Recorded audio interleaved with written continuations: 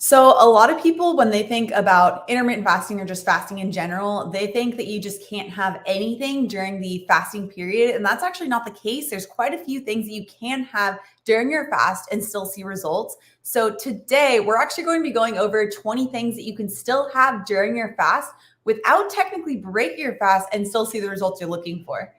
So today actually marks week 2 of the New Year Intermittent Fasting Challenge. We still have 3 weeks left of the challenge. The first week was amazing. So many people have already joined in. We have over $1,000 worth of grand prizes, amazing meals, all of the amazing A&, peeps in the A&, community. So if you guys want to join in, there's still 3 weeks left. I have the link for how to join the New Year Intermittent Fasting Challenge linked down description below. So make sure you check that out if you guys want to join in on the New Year Challenge. Now, getting into this topic for today of what breaks a fast and what you can actually have during your fast, we have to first determine what makes something break a fast. So there's a couple different ways to figure this out. And what we personally follow with the 21-day intermittent fasting program, which is what we're following for the New Year challenge, is the 1 gram rule. So it's not a hard and fast rule, but it's a pretty good guideline to help make sure that the body isn't going to be breaking the fast. So there's a couple different ways to be looking at how to break a fast. One is by if you're raising insulin or not. So one of the main perks of intermittent fasting is that you're not elevating insulin, the storing hormone, during the fast. So that allows the body to tap into fat burning. It allows autophagy to turn on, all these great benefits that we're looking for. So one way to look at it is to make sure that you're not going to be consuming things during the fast that raise insulin. This is where we get the 1 gram rule. So 1 gram is basically just saying, make sure that you aren't consuming anything that's more than 1 gram total of carbs and protein, because those are the food items that raise insulin. I go a lot more into it for those of you guys in the New Year Intermittent Fasting Challenge on page 13 of the 21-day intermittent fasting program. Definitely make sure you guys actually read through the program. There's so much information to help you just accelerate your results with intermittent fasting. Page 13 is also a really, really great resource. Okay, so let's dive into these 20 items because they're kind of all across the board. And the first one is pickle juice. This is either going to sound super strange to you or like very obvious. A lot of people use pickle juice actually as an electrolyte replacement. I have a whole blog post on using pickle juice with intermittent fasting. It's not for everybody, but some people love it. So it's actually a great source for electrolytes. But another like little side perk of using pickle juice during your fast is that it also contains a bit of vinegar, and vinegar has been found to help stabilize blood sugar levels. So there's kind of like a 2-for benefit if you're going to use something like pickle juice as electrolytes. And I'll make this bigger for you guys. And if you have questions, I'm going to be going over them at the end. So make sure to put 4 question marks before and after so I can better find your questions. Okay, so that's the first one. The second one we have are most vitamin supplements rather. So we're talking about pure vitamins. So like vitamin A, D, E, K, B12, like all the various vitamins. Pure vitamins are what are important here because those won't raise insulin. So therefore it won't break that type of fast. However, the big exception is if you're using gummy vitamins. If you are using gummy vitamins, I just want you to flip the nutrition facts or supplement facts around. Take a look and you'll see that there's probably about 6 grams of sugar in each serving of your gummy vitamins. That's a lot. That definitely breaks the 1 gram by 6 times of the amount of sugar that would break a fast. And it's just pure sugar. So, gummy vitamins will break a fast. But if you're taking like the pure vitamin capsules, those will not be a problem. The one thing that you might want to look out for are the fat-soluble vitamins. Those like the A, D, E, and K. Those are generally best taken with a meal because they are absorbed and taken in with fats. So it's kind of hard to take those fat-soluble vitamins just with water, for example, because you need a fat carrier to bring it into the blood supply. Now we're going to go through these kind of hard and fast because we have 20 to get through. So a lot of different options on here. So the next one is coffee and tea. This one is probably obvious for some people because a lot of people do use coffee or tea during their fast. However, I do see a lot of people thinking that you can't have this during your fast or that even just having black coffee or unsweetened tea will break a fast. Neither of these will spike insulin, so it's not a problem. The one issue are the mushroom coffees. Those are kind of a little iffy because they do contain, from my memory, I think it's like 3 to 4 grams of carbohydrates per serving. So that will break the 1 gram rule. It's one of those like really borderline ones, but I like to err on the side of safety and making sure that you're still going to see the benefits. So when it comes to coffee and tea, black coffee, unsweetened tea, all perfectly fine, won't break really any type of fast, just not the mushroom coffee. Next up, we have nut pods. So since we're on the topic of coffee, not sponsored, but this is a question that a lot of people have, are like the nut pods, because out of all the different like coffee creamers, this one is actually the one that doesn't break a fast because it is made from just pure almonds and coconuts. So it's just a pure fat source. This is the one, this is why it is really important for you guys to read the 21-day intermittent fasting program, because there are little slight variations to this 1 gram rule where protein and carbs will break a fast, but fat does not raise insulin. So you can have small amounts of fat during the fasting period, and it won't stop the fat burning process. It won't even stop autophagy, really. So you can actually incorporate typically, regardless of what your goal is with intermittent fasting, you can incorporate some amount of fat, including like those from almonds and coconuts, if it's pure fat, not having carbs and protein. One thing to note here is if you do have the goal of improved gut health, it will stop the MMC, it will stop the migrating motor complex. Any amount of food will. So you just want to be aware of that.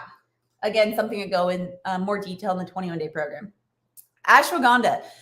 This one's kind of fun if you do experience like stress or anxiety. I used to use this quite a bit when I was struggling a lot more with stress and anxiety levels. It's like a little herb that you can use that's been studied to help balance out your stress and anxiety levels. Like I mentioned, I used it for a while. Some people put it in their coffee. Kind of something similar is L-theanine. Ashwagandha is like an equivalent option. But again, watch out for the gummies. If you're using it in a capsule, it's likely fine. If you're taking it in gummy form, it's not okay. It's going to break the fast. Okay. Next up, we have salt. This is actually something you likely need to be having during your fast, regardless of the fast that you're using. We have so much water and sodium that we lose during the fast, especially if you're a beginner, because insulin drops down. That's why people typically experience constipation, headaches, low energy, muscle fatigue when they first start intermittent fasting, because they're forgetting about the electrolyte component, especially sodium. So salt is actually something that is really important to have during the fast. Again, dive into more specifics in the 21-day intermittent fasting program, link down description below, that we're following during the New Year challenge that's going on right now. So make sure you read through the program to get the details on that. But one tip that one of my clients actually told me about that I just recently tested out is try blending your salt in just regular black coffee. I'm typically not a black coffee fan, but when you add in a little bit of salt, it kind of cuts the bitterness, and just like the bitterness isn't even there. It actually tastes really good. Okay, next up we have ginger. So here we start to get into a little bit iffy territory. Remember the 1 gram rule we talked about in the beginning? If you don't remember, go back to the beginning of this live stream and make sure you review that. But this is one where you do need to make sure you're sticking to a certain amount and not going over it. Otherwise, you could start to get too many grams of carbohydrates or protein to break a fast.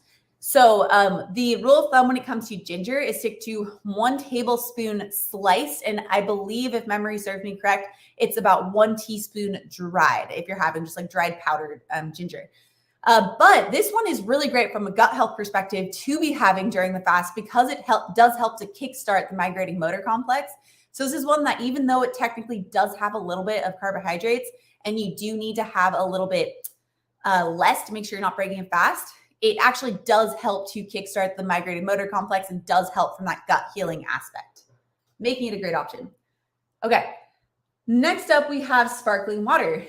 This is another one that I see a lot of confusion about. People think that you can't have it, but it's 0 grams of carbs or protein.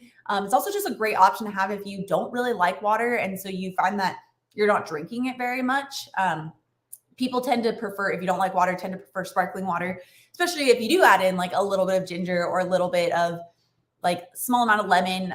You can do that during the fast and it won't break a fast, and it'll just get you more hydrated than if you were to not have water at all.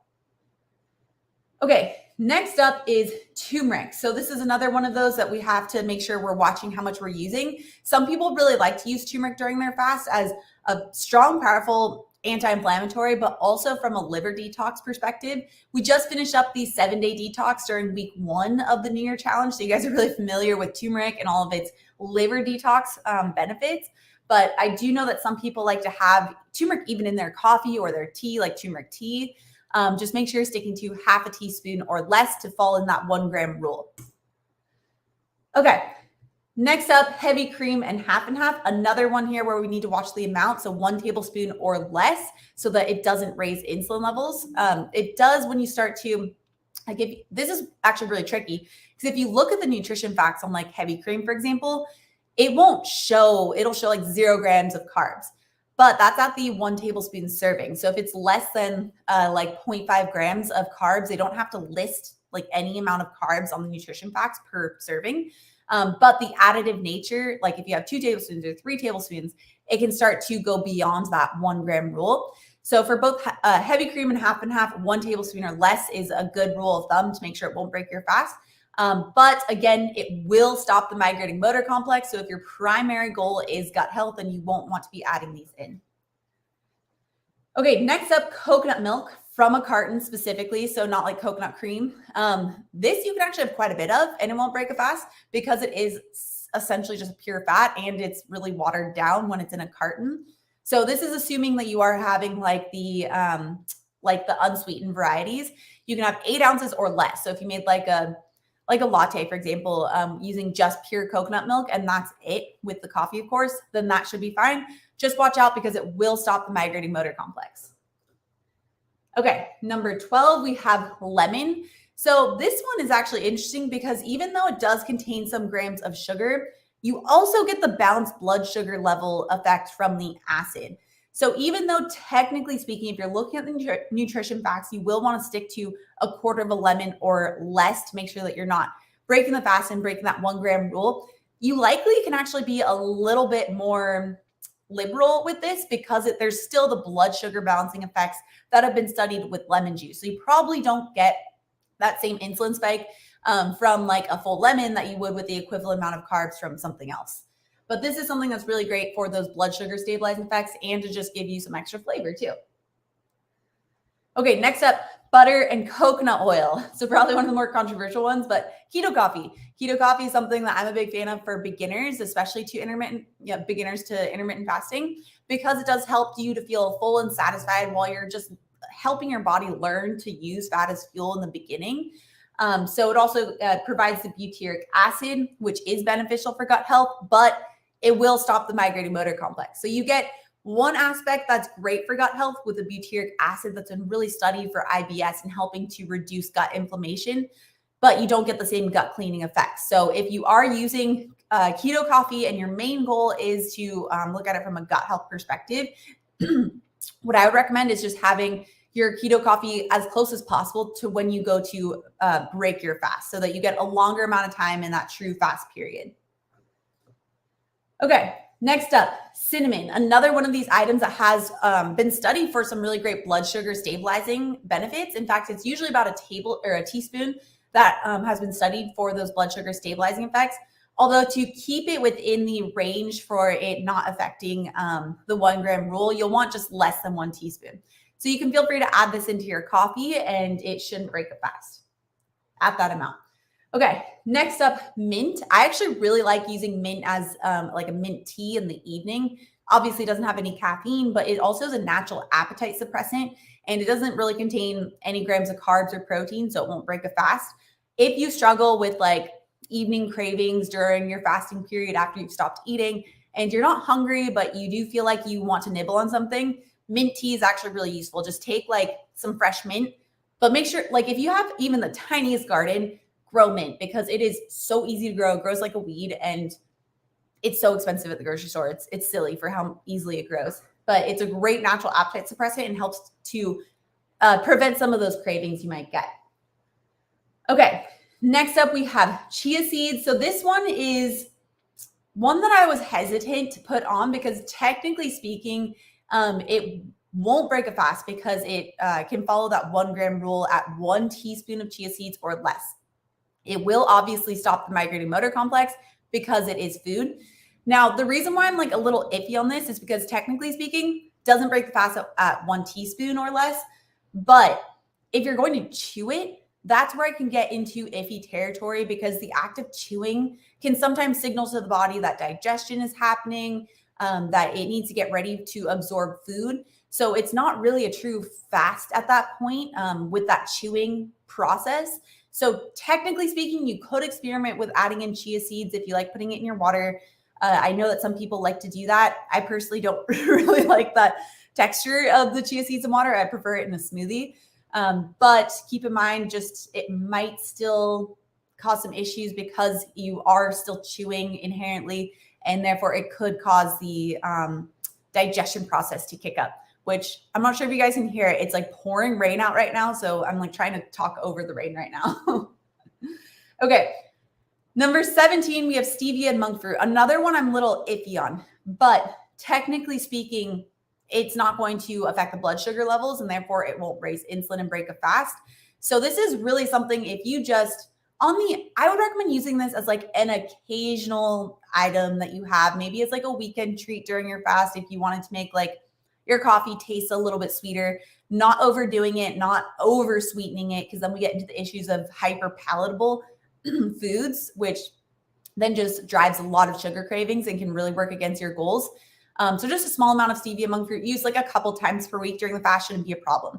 I wouldn't recommend using it every day because then you're just going to increase your sugar cravings because, having that hyper palatable sweetness in your coffee every day is just such a sweet flavor that can really drive your cravings to more sugar. But on the occasion, it should be perfectly fine. But with erythritol, that's one where I wouldn't recommend because technically it could work because it's a sugar alcohol. It shouldn't affect your blood sugar levels. But one of the main benefits of intermittent fasting is it is so great at helping to flush out food and bacteria that can cause the gut distress and bloating. And erythritol is just so known for GI distress that it's just so counterproductive in my mind that I wouldn't recommend it. Now, before we move on to the next few, we've kind of been ripping through these. And if you guys are just tuning in, you're like, what the heck is going on right now? It's today we're going over 20 different things that you can have during your fast that will not break your fast. So you can still see results while fasting, while still having the occasional things within your fasting window. It is also week 2 of the New Year Intermittent Fasting Challenge. So if you guys want to join in with the other AM peeps around the world, it's been really, really fun. We're on week 2. We still have 3 weeks left and over $1,000 worth of grand prizes. So you can check out the details linked down in the description below if you guys want to join in. Okay.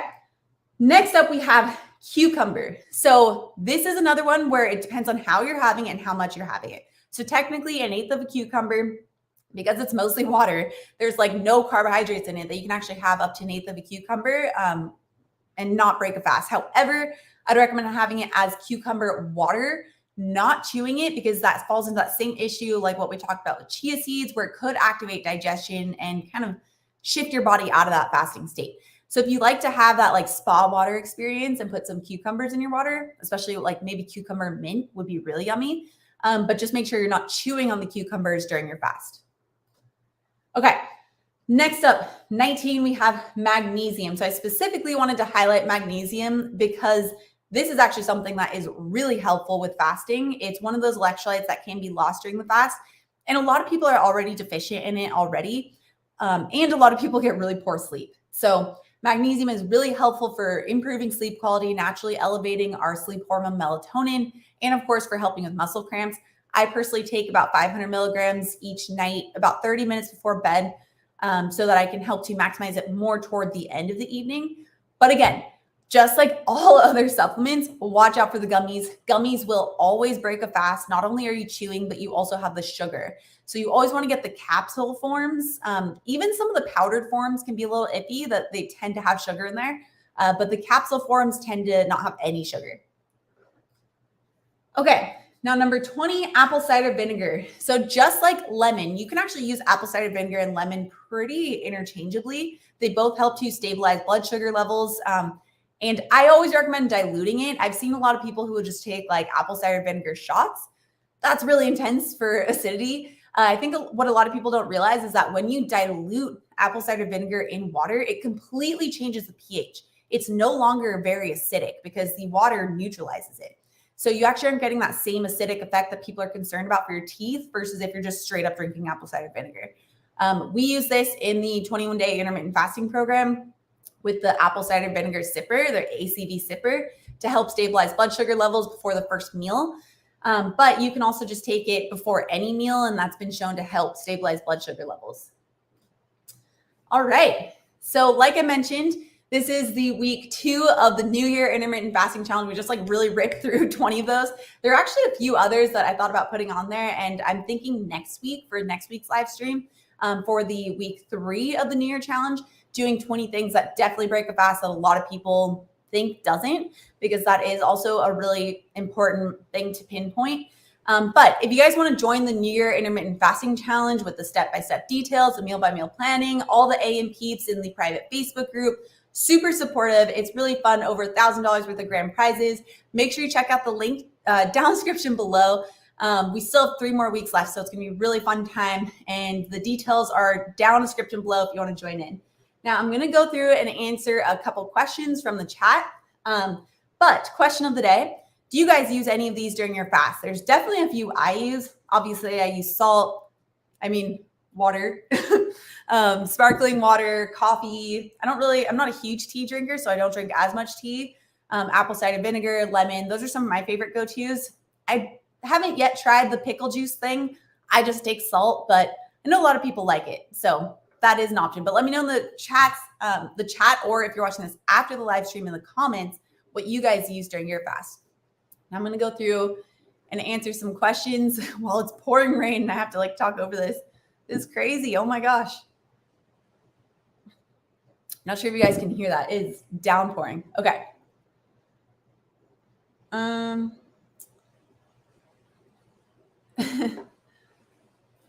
That's interesting. Paul said 500 milligrams of magnesium. I only see 10 milligram capsule in the store. That's probably a multivitamin. 10 milligram, that's like not even worth buying. That's probably a multivitamin, not even just pure magnesium. There's a lot of brands that have anywhere between 200 to 500 milligrams. I have a video that you can find on YouTube if you just like type Autumn Bates magnesium on YouTube. I share the different types of magnesium, what to look for, and then a couple of my favorite brands if you want to check that out.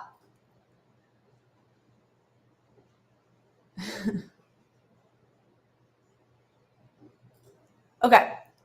Can we drink a vinegar solution instead of apple cider vinegar solution before breaking the fast? Yeah, so it's kind of where like lemon can be a little equivalent to apple cider vinegar.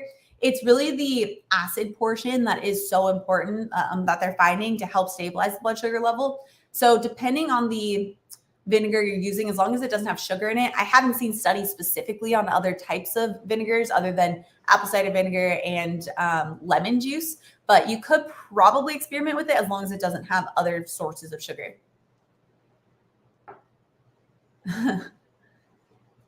Yeah. Elizabeth, I'm so surprised by this list. I really thought fasting meant eat 0. Well, eating, yes. Like you don't want to be chewing. You still want to, everything you're taking in be liquid. Because remember, the chewing can still stimulate digestion. And that's what we don't want. That is the literal exact opposite of fasting. But there are quite a few things that still can kind of toe that line while seeing benefits. Okay. Carrie is asking about Calm in her tea before bed.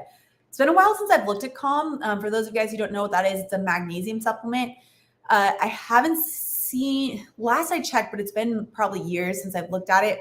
I believe it does have some sugar in it, but I can't remember. Check the nutrition facts, see if it does. If I remember correctly, there is some sugar in it. So if so, then that would break a fast. That's a good tip. Lily says a little salt in your coffee also lowers stevia aftertaste. Yeah, because stevia can be a bit bitter. It's not my personal favorite. I prefer monk fruit.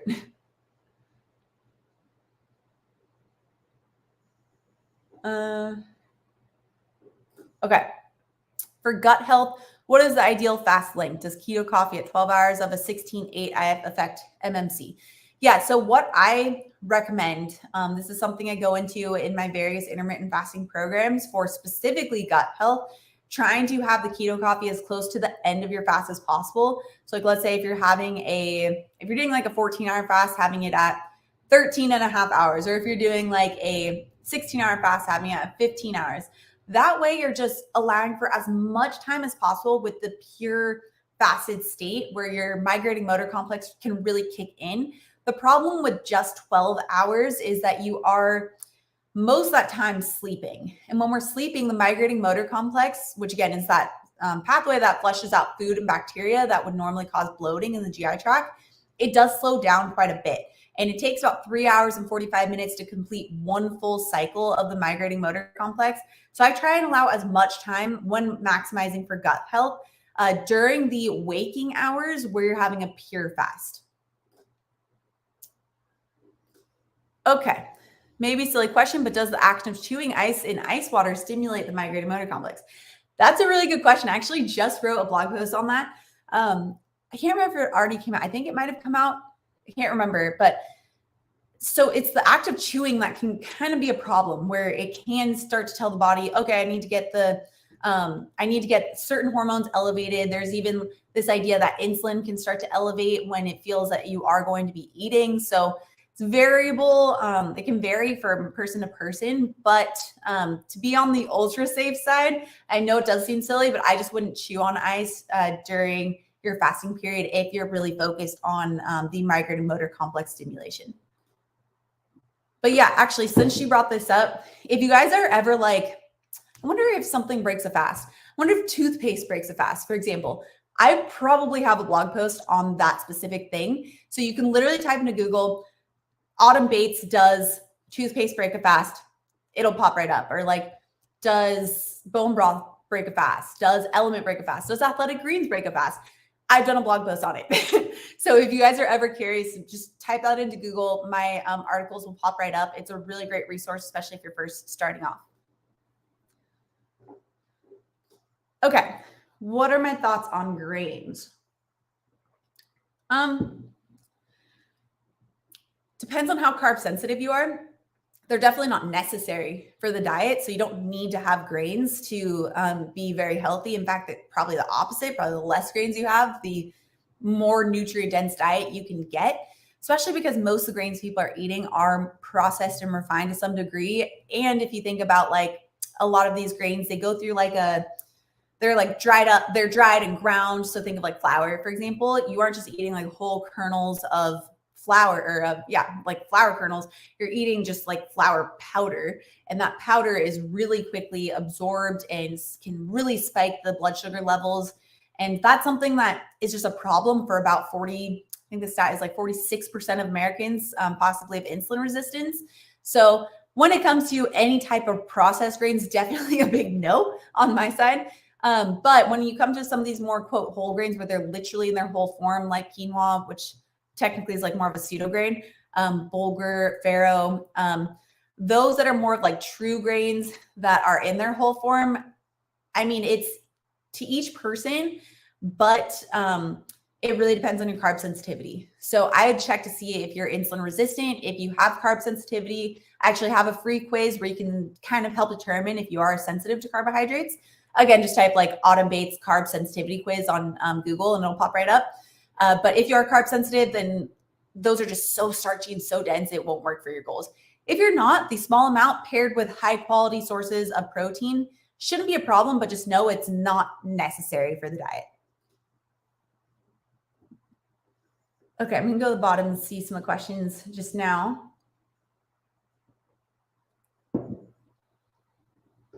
Okay, do you recommend eating after or before walking in the morning?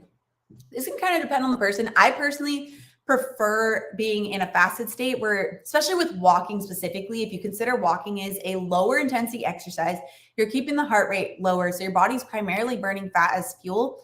Kind of doesn't make sense to eat right before that because then it would cause your body to shift into more of a carbohydrate burning right after eating. So it makes more sense to be in that fasted state if you're purely doing a walking workout.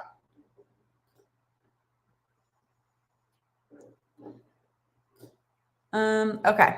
Sometimes if I eat a lot during my window one day, I shorten my window the next day if I'm not that hungry. You can change your window. But Rick, I don't know if you've seen my protein video on how to calculate your protein needs. I would just make sure you're at least hitting that every single day because not hitting that can really cause muscle loss, bone loss, things that have a lot of negative downstream effects because when you lose muscle, it can increase insulin resistance. When you lose bone, that can increase your risk for osteoporosis. So you definitely want to make sure that you're at least on those days where you are fasting a little bit longer, that you are still getting enough protein for your body's needs. I get a headache if I don't eat in the morning, especially relieved after protein/fat. That's interesting. So depends on if you are fat adapted or not yet. Could be that you're not fat adapted, so you don't really have a sustainable energy source during your quote fasting period if you haven't eaten yet in the morning. That could be part of it. Usually most people find relief, like quote relief from that with eating more like sugary, starchy foods. So it's interesting, and it's actually a good thing that you feel better after you eat protein and fat. But it's typically headaches are either from electrolyte imbalance or low blood sugar levels, at least from a nutrition perspective. So it could be you're not adequately burning fat as fuel yet, where utilizing, especially if you said fat helps you, utilizing something like keto coffee or a little cream in your coffee or tea might be beneficial for you if you are using intermittent fasting. Or it could be an electrolyte issue. It's kind of hard to tell, but since it's relieved by food, it's probably more blood sugar.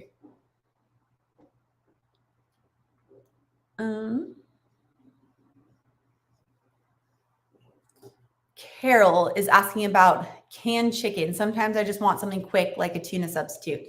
I honestly don't know much about canned chicken. I haven't really used it, but I do know that some people find it useful.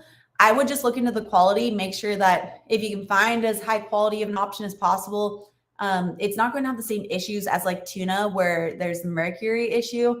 If you were going to go for tuna, I would say go for the brand Safe Catch because they are supposed to be the lowest mercury brand on the market. But as long as it's a higher quality chicken, like if you're finding organic or pasture raised in cans, then that should be fine. I don't see why it should be much different than having pre-cooked chicken from other sources. Of course not if it's in like a BPA lined can. I'm sure you answered this, but what's your take on cheat days?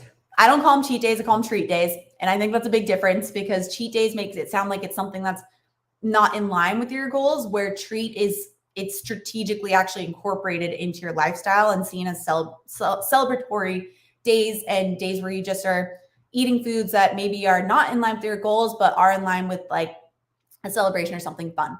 So it's actually part of life and not just you have had a big deviation. I think that does make a big difference on your mental approach to this. I do have a full video. It's kind of a like good process that you can follow for cheat or treat days. Type Autumn Bates cheat days on YouTube and my process should come right up there.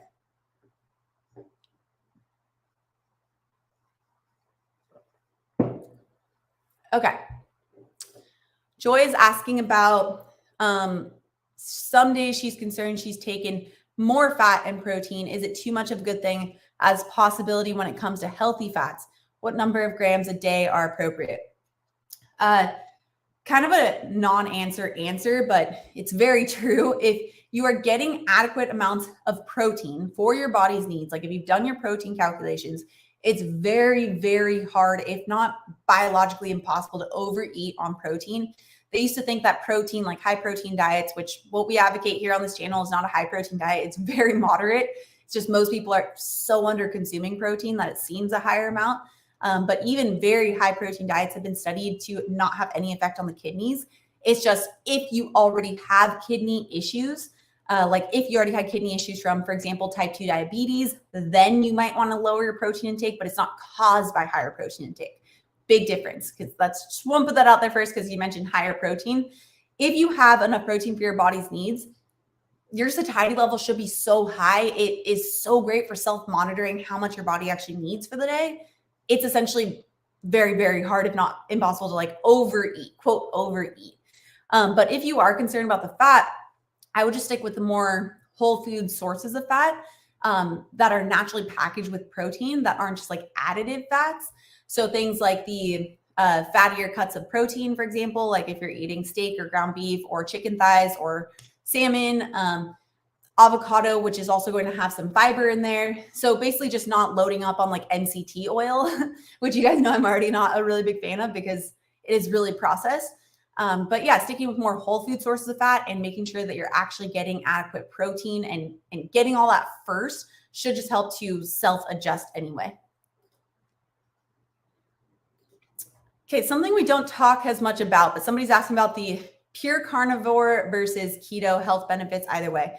So I personally do not follow carnivore diet, but I do think there are some people who benefit from eating a pure animal-based diet because, there's just, it's not a huge percentage of people. I think carnivore has gotten really popular because it is a higher protein, generally higher fat.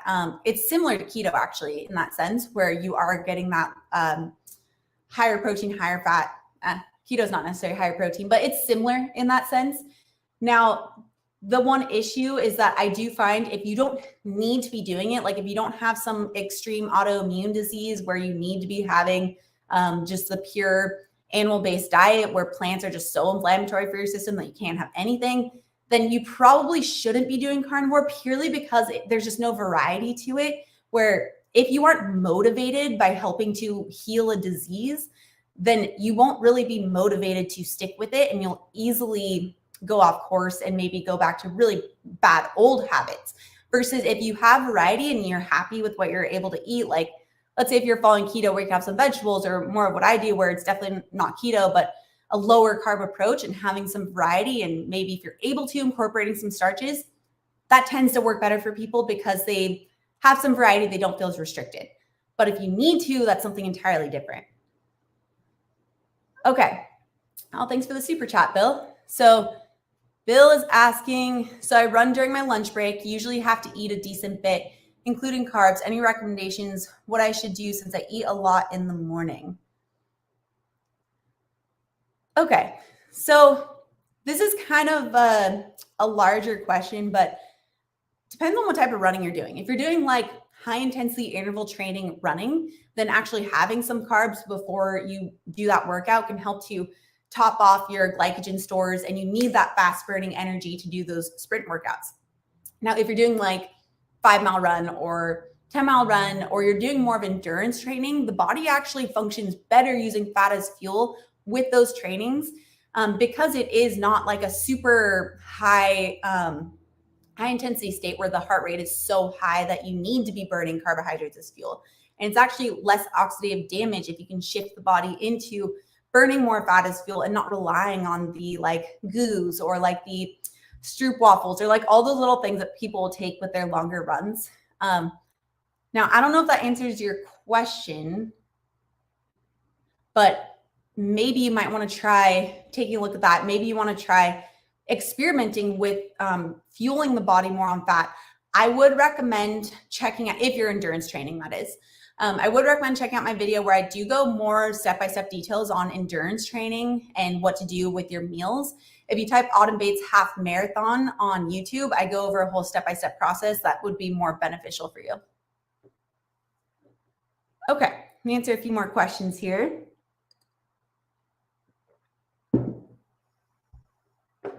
Okay, this is such a great question because I just had a client recently experience this too, and the results were amazing. So Sophia is saying, I feel very tired if I work out early in the morning after my workout while fasting. That's why I have to work out in the afternoon. I do miss my AM workouts. What do you recommend? It's probably an electrolyte issue because during the fasted state, that's when we are very electrolyte imbalanced because we have lost a lot of water and a lot of sodium during that fasted state. And if on top of that, you're exercising, you're losing even more. I would experiment with, first off, starting off before you go to your workout, incorporating like maybe 1/8 of a teaspoon or 1/4 teaspoon of sea salt in 16 ounces of water, and then also doing that same thing after your workout. It is amazing how much energy levels change when you actually have adequate electrolyte levels. It's mind blowing. Literally just, I think it was on Friday, I just had a client who the previous time we met had the same issue, and then we adjusted their electrolyte levels and it was like night and day. It was amazing.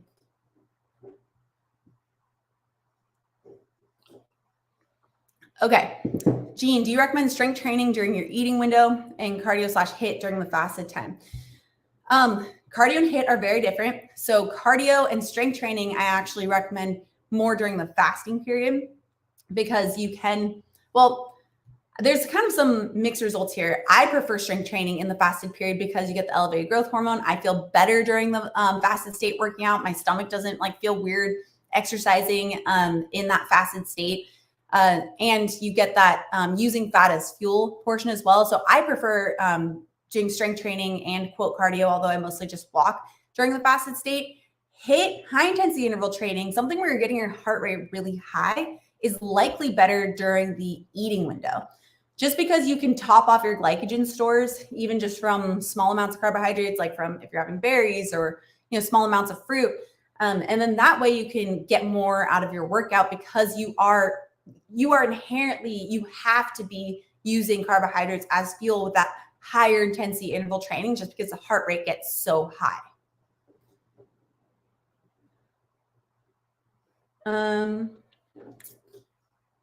Jordan, peanut butter powder instead of protein powder. Okay.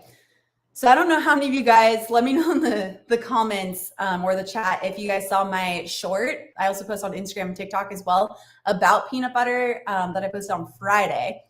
It got a lot of interesting comments, but peanut butter actually is a very poor protein, like very, very bad. It's actually from a diet score perspective, which is where a measurement of protein quality and how well we actually absorb and use protein. Peanut butter is not even considered a protein. It has, quote, no claim because its diet score is so low. So absolutely, it is not the same. If you are looking at it as an alternative because you're plant-based, I would go with a plant-based protein powder. Those are at least going to be better. But I obviously recommend a whey isolate, which is what I have in my brand that I use. But yeah, it's definitely not equivalent.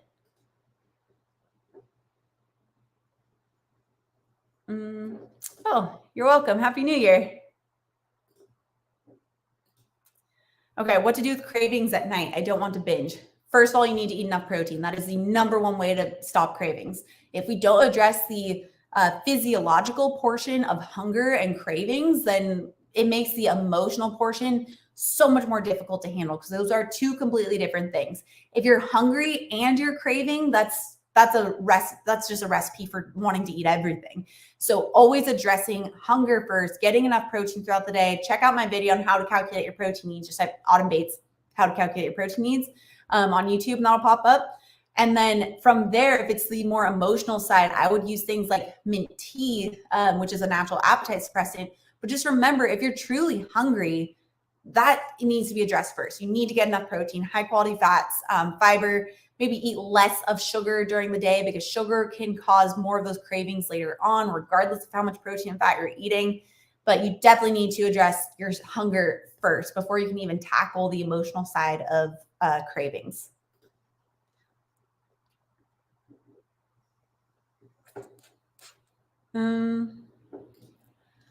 How do you generally feel about extended fast? 3+ days, 7+ days, etc. I think therapeutically they can have their place, but a lot of people use it as a quick fix, or they use it frequently, like once a month or more frequently than that. In those cases, I don't recommend it because we do need to balance out eating with fasting. And I've just seen a lot of people overdo the fast where they start to lose muscle mass. They start to just crave foods that they shouldn't be, or they're using it as a quick fix to justify like a weekend in Vegas of like binge drinking and eating poor foods and then doing like a 3-day fast.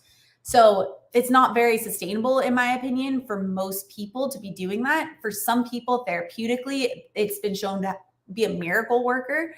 But again, just like with carnivore diet, it's not necessary for everybody. So I don't necessarily recommend it for everybody.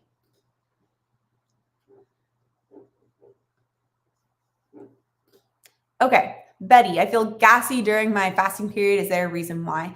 There might be some SIBO issues. I would go and ask your doctor for a SIBO breath test because one thing that can happen, at least in the beginning, for some people who have SIBO, it's like the bacteria is like munching on even like the mucosal lining during the fast, and that can cause some like gassy feelings. That might be one issue, and you can ask your doctor about that. The other could just be your body is just getting used to the fasting period, and you might want to just help to speed up the migrating motor complex using things like ginger tea. It's very useful for that. Making sure you get a good night's sleep. Don't underestimate sleep and how important it is for improving gut health. Getting high quality deep sleep, pair that with the migrating motor complex, pair that with getting a lot of movement and walking in to help stimulate digestion. All of that can help to improve gut health. All right.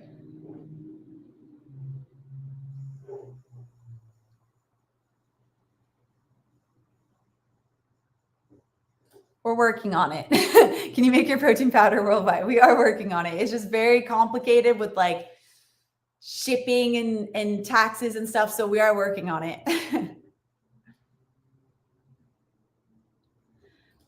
So I see a couple questions about things we covered earlier on. If you guys are just tuning in, make sure you rewind to the beginning of this because we go over 20 different things that don't break a fast. Supplements are in there, but there are some things to look out for with supplements. So I want to make sure that you have the details on that. Some that are good to have, some that you probably should wait to the eating window, and some that you definitely want to avoid. So if you guys are just tuning in, make sure you just scroll back to the beginning. So much information that we covered today. In fact, this is like I mentioned, the week 2 of the New Year Intermittent Fasting Challenge. We're starting off week 2 right now. If you guys want to join in, it's not too late. You can check out the details linked down description below. And for next week's live stream for week 3 of the New Year Challenge, I was thinking of doing 20 things that do break a fast that a lot of people think don't. So if you guys are interested in that topic, let me know. Maybe give this video a thumbs up. Really helps support my channel, really helps let me know that you guys like this type of topic and you want to see more. But otherwise, guys, cheers. Cheers to week 2 of the New Year Intermittent Fasting Challenge. And I'll see you guys in next